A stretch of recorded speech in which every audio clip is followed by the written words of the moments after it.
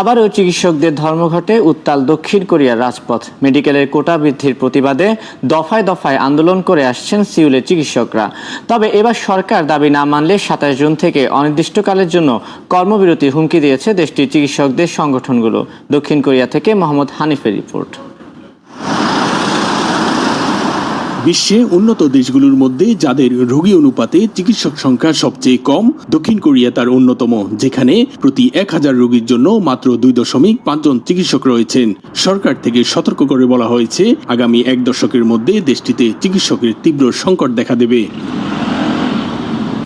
এদিকে অধিক সংখ্যক চিকিৎসক থাকার অর্থ হলো অধিক প্রতিযোগিতা, তাতে আছে আয় কমে যাবে বলে আশঙ্কা। এজন্য সরকারের চিকিৎসক বৃদ্ধির পরিকল্পনার বিরুদ্ধে গত 1 মাস ধরে ধর্মঘট করে যাচ্ছেন বর্তমান কর্মরতরা।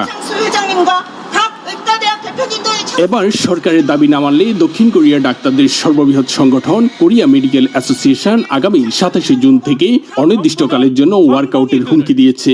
মেডিকেল স্কুলে ভর্তির বিষয়টি পুনর্বিবেচনার আহ্বান জানান তারা।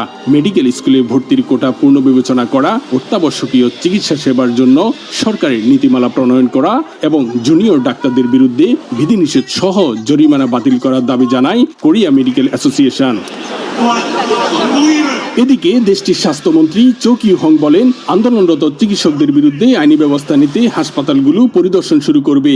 আইন ও নীতি মেনেই তাদের বিরুদ্ধে ব্যবস্থা নেবে সরকার। একে চিকিৎসকদের ক্যারিয়ারের পথে বড় ধরনের হুমকি বলে মনে করছেন স্বাস্থ্যমন্ত্রী। দক্ষিণ কোরিয়া থেকে মোহাম্মদ হানিফ, সময় সংবাদ।